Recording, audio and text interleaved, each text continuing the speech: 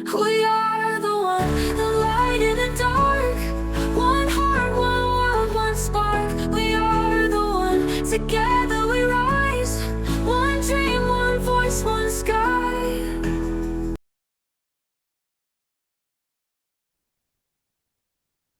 Hi, everybody. Welcome to another episode of Women Empowered Across the World. And this is our podcast. And I have Megan from South Africa. I have Jackie from Arizona and me from Florida/Africa. And then we have our guests. And I'm very excited to bring our guest on, Carolin. Please come join us and share your story with us and inspire all of us. Yeah, hi, my name is Carolin Zeitler. I'm originally from Germany. My mom's British, but I left Germany like 20 years ago, and I've lived in lots of different countries. So I feel like a citizen of the world now. Nice. All right. So it's time to share my story now. Sure. Okay. So my journey, really, this journey started with my dance therapy training. So when I was finished with school and I'd done my year off and everything, I wondered, what do I want to do? And on my year off, I'd come across someone who was a dance therapist. And I thought, ooh, that sounds exactly like what I want to do. And so I started studying dance therapy, and it was the first time that I was in a women-only environment. I hadn't really had that experience before then. And so I really felt like there was a special quality to these women-only environments. And I have absolutely nothing against men. I have nothing against mixed environments. It's just an and for me, like we want this and that, not either or, right?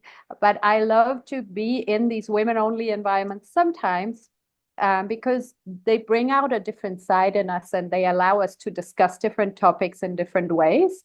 And so I really discovered that for myself at that time. And then, of course, I studied to be a therapist and I became a coach afterwards because I was really interested in business. And so I was like one of the first coaches in Germany. It was like about 25 years ago when coaching wasn't really such a big thing yet. And at the institute where I was working, we actually created a training for coaches as well. And so I was like helping to train new people to become coaches. And it was a very exciting time. And over time, I came to see how I could really, live my specific way of coaching, like what is my contribution? And it was always about communication because I'm also very much into linguistics and I grew up bilingual. So I already had that sort of interest, and coaching people how to speak and how to communicate with each other. And my first coaching company was actually called Arcata because for me, that's like the arch of a bridge, because for me, communication has always been about building bridges, about connecting people. So my work has always been about connecting people to themselves, to others, and also to whatever they believe in. And I don't mind what it is that they believe in, but I feel that everyone needs something they believe in, yes. And we need to connect to that somehow. So yeah, and so that's how my work sort of took shape. And then I arrived in Qatar in 2007, and I realized that there was a real need for women to work together and to have somewhere, to have a platform where they can meet, where they can exchange, where they can find new business partners. Because really a lot of business is done informally, right? Like only a small part of business actually happens in the meeting rooms, in the boardrooms. And a lot of business happens when people are having coffee or having a drink after work or things like that. And so there wasn't really that opportunity for women in Qatar because the business happened either in the men-only majlis, as they call it, which are like private coffee rooms, that the men meet in, or in the bar. So all the women who wear hijab would not go to the bar. And so, women were excluded excluded from these environments. And I wanted to just level the playing field and provide something where women can get together and, you know, have exchanges and meet each other and things like that. So I created a conference called How Women Work. And naively, I thought, oh, it's just going to be one day. How hard can it be?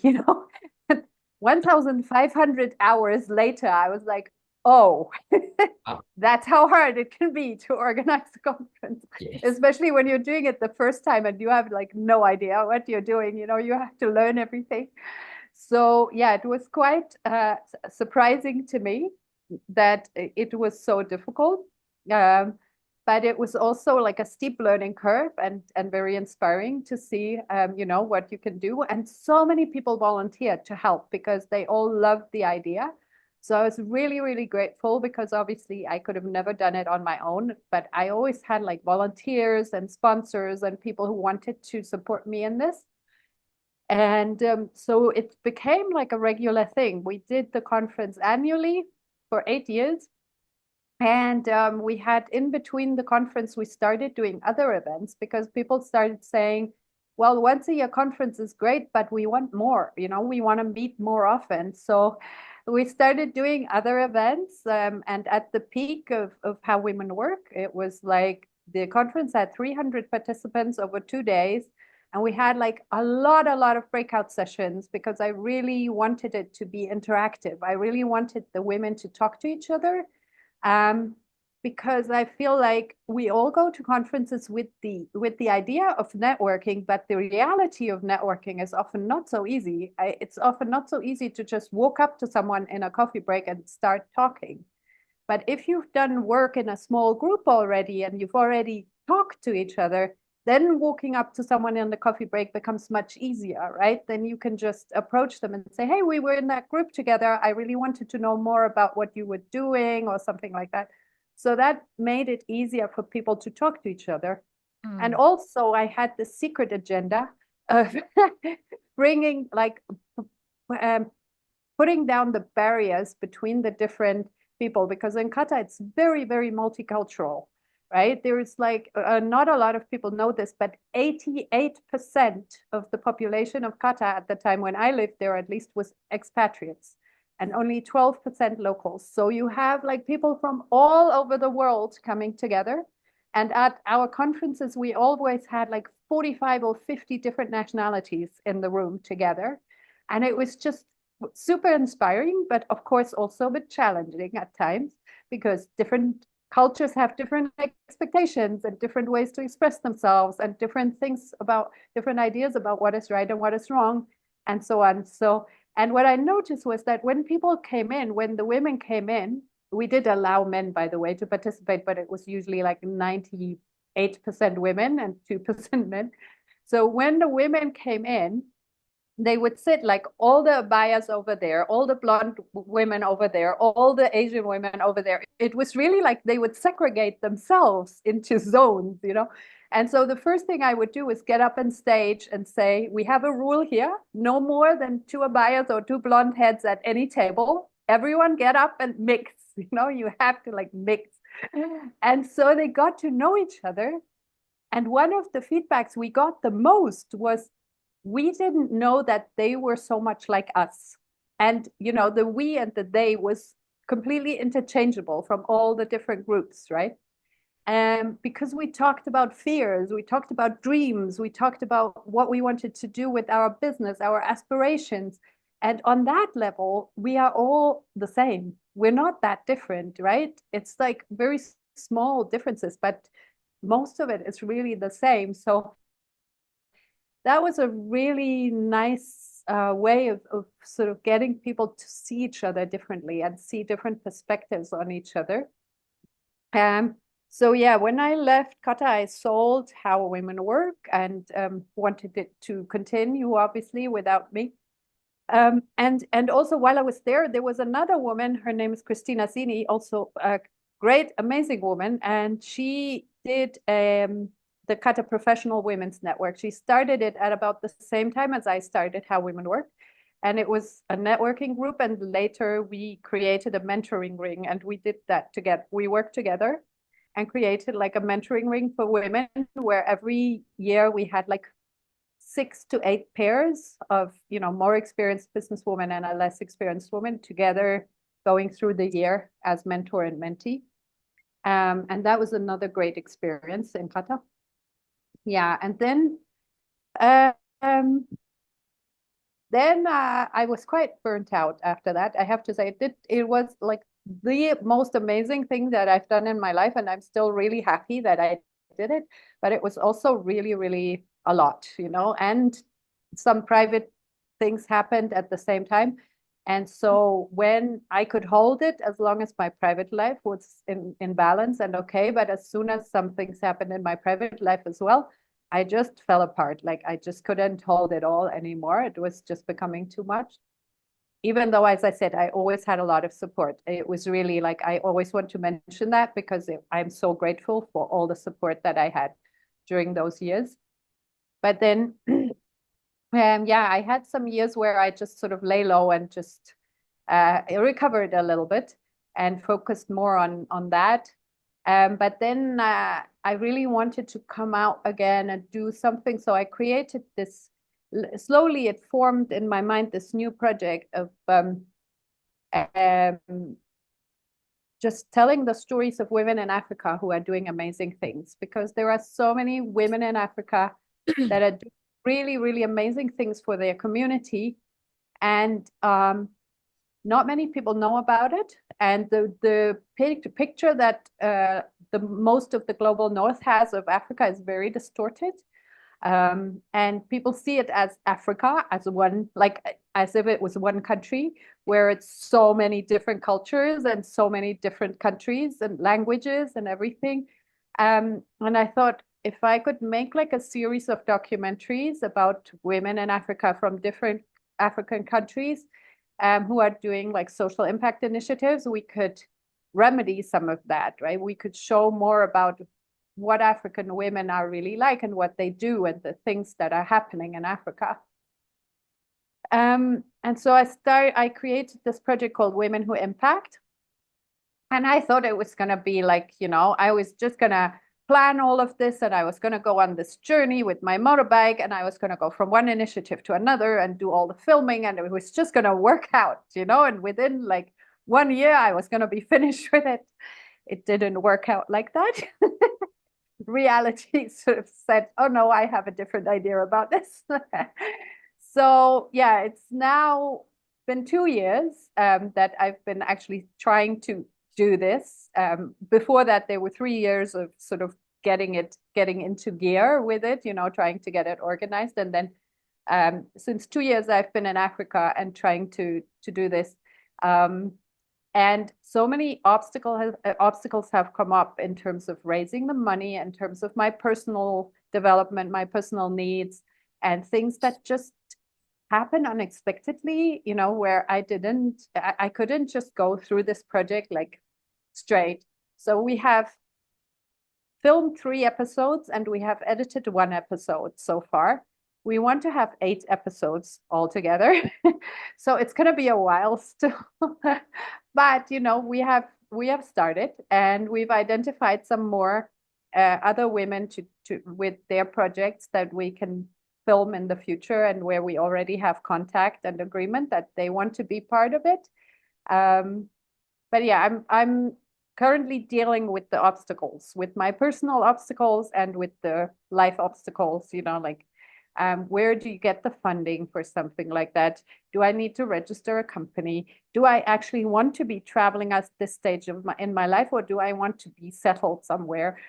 Like there's a lot of things that are just going on for me at the moment. So I'm a little bit in a sort of interesting stage, which is one of the reasons why I'm on a retreat here in Morocco right now, because I'm just need some time to sort of look inwards and see what is it that I really want, and not just do the project because I've imagined the project at some point, but really also check in that it's still exactly what I want to do, or is there something that I want to do slightly differently, or make another version of it or something like that. So yeah, so that's where I'm at.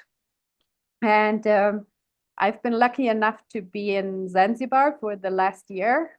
And I've worked with some amazing women and also some amazing youth there that are starting their own like little enterprises, or they already have something, or they have a social enterprise.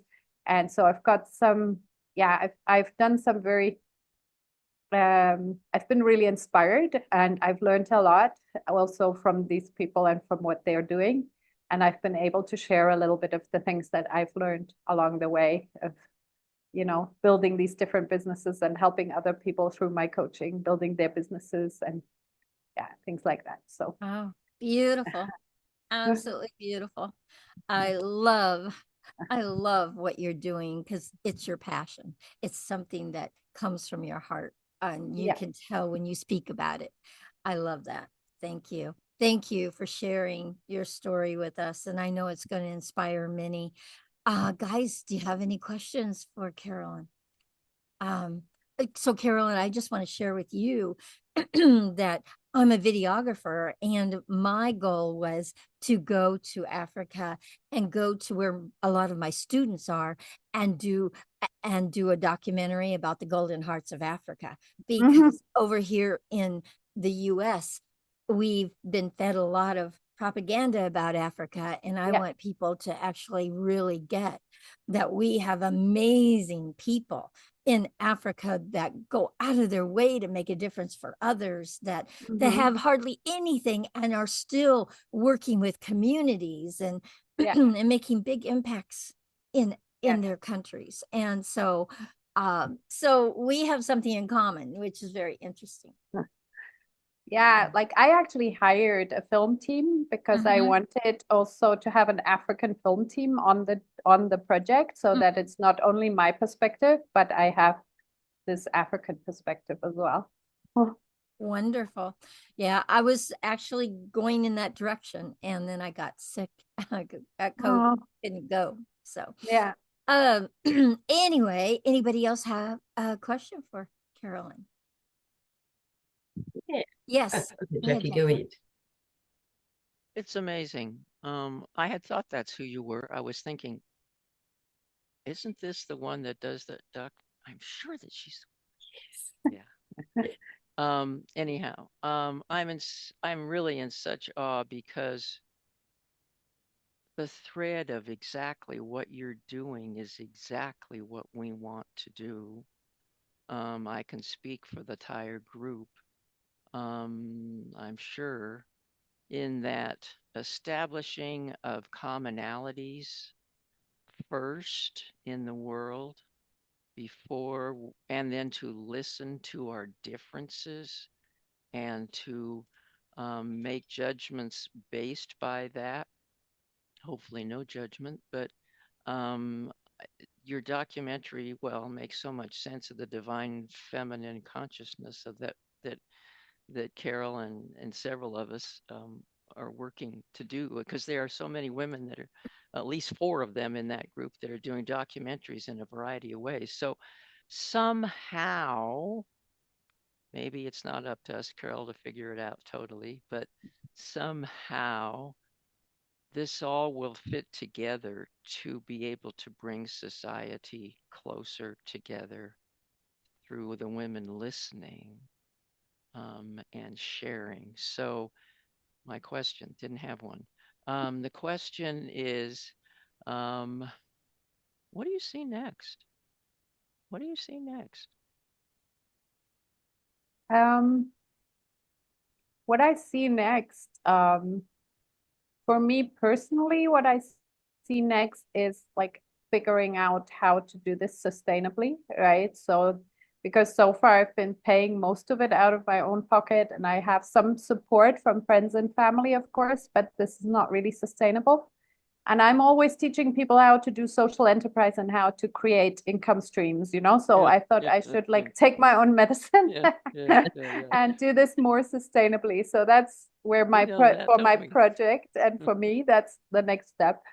I feel for the women that I've met so far and that I've been involved with in the social impact initiatives, I feel that an important next step is to understand that generating income is not something evil.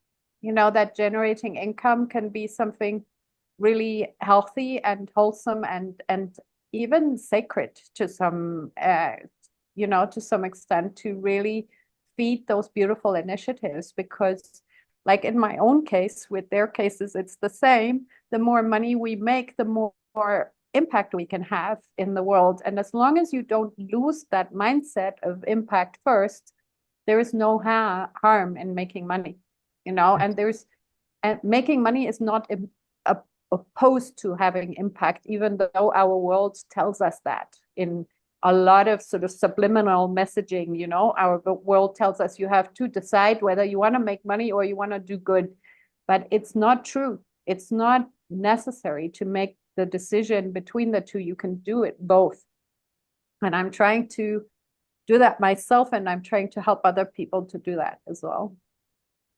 So, Carolyn, I have a question. Have you looked to see how you can monetize what you are doing?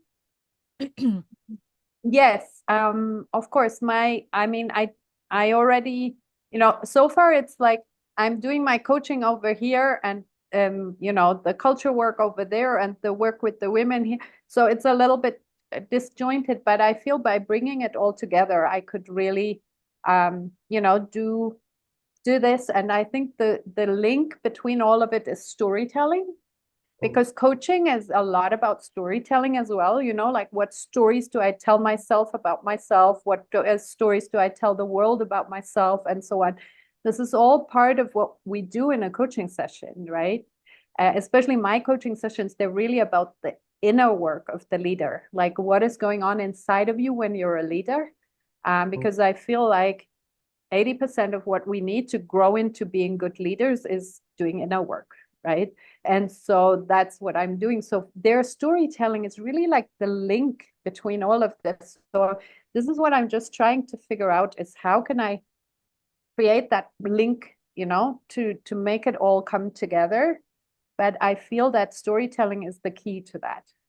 I just haven't quite figured out the exact wording of everything, but like I'm getting there. Awesome. Carolyn, I'm glad to hear that. I think you and I should have that long overdue coffee and chat about that, because I'm literally busy doing that in my space at the moment. So I'm busy registering the academy, the Youth Academy now, and separating the two businesses. And I've just been on that path of how does all of this tie together in a certain way so that it becomes more sustainable and just makes more sense to everyone around us, right? So yeah. I think that's definitely something we can do. But also, I just want to say to you that I'm super proud of you. You've been, Carolin and I met about 2 years ago, 2.5 years ago. And she's one of the people I'm lucky enough to have met in another networking space for the first time in person. We met for the first time in person, and she was based in Cape Town when we met, and then she went off on her travel. So we've been in touch pretty regularly over the last few years, supporting one another, trying to figure out how our spaces collide and collude for for the impact spaces that we work in. So I'm very, very proud of the route you've walked, and I'm also proud of the fact that you're on your retreat, because the last year has been a little crazy in your world. I see that, but it's good to have you here. So, Carol, please make sure that you put your information in the chat. Oh, hold on. Let me make sure that chat is open to everyone. Hold on. Always a thing here. Okay, it's open to everyone. Please put your information in so I can put it in the description for any place you want people to be able to connect with you. And I would love to connect with you. I have a list of like 100 foundations that give money, and they have to give money before the end of the year to projects, and your project would be so right on target for them. So please reach out to me, and I'll get that information to you. Okay. Okay. And Thank you and so much. absolutely. And Megan, I want to give that information to you also. I just came in contact with it, and it's amazing. It's the top 100 program foundations that give money, and lots Love of it. Okay, to Thank you. Thank you, amazing Carol. programs. Absolutely. Awesome. That. Why don't we do that, Carol? Yeah, I will. I will definitely get that out to all of you. I just got it last night, guys. So, but very, very excited about, and I can give it out to many. I can give it out to many. Wow. So, and it's global. I mean, it's not, it's not certain countries that can participate. It's global. So, yeah. So we'll see what happens around that. Very, very excited. Thank you, Carolyn, for coming. Can I just Yes, you have your hand up. Go ahead. We need yeah. I just want to say what a huge inspiration you are. It's been an absolute privilege being here, and I wish you every success in everything you're doing. And I look forward to connecting too. And leave it at that. Thank you. Thank you. Thank you very beautiful, much. absolutely beautiful. So Carolyn, yes, please, everybody put your information in the chat so Carolyn can have it too. I'll make sure that Megan gets it. And Carolyn, just so you know, we are going to do a summit for women. And so we would love to have you come and be a part of that. It's going to be an online thing. I don't know what it's going to look like yet, but I do a summit every couple of years, and I want to do one again. And so I'm going to work with everybody to put that together. And I'd love to have you be a part of that in some way or another. Okay. That sounds amazing. I'd love to be As there. a speaker, Yes, I'd love to be there. Thank you. Absolutely. Absolutely. Thank you guys so much for another amazing episode. These episodes just get richer and richer. It's just so amazing. And I think what it is actually that we're just connecting to one another so much stronger. And we're being inspired by so many of our guests that come on. So thank you so much for bringing your story, and we will be sharing it out. We're all over LinkedIn. Guys, if you love these episodes, please, please subscribe to the channel, comment, like, and please share it everywhere. Share it everywhere. Every woman needs to hear these stories. Please share it everywhere that you can, okay? And thank you so much. And guys, let's thrive together. And we'll see you for another episode on Monday. Bye, everyone. Bye. When we stand as one.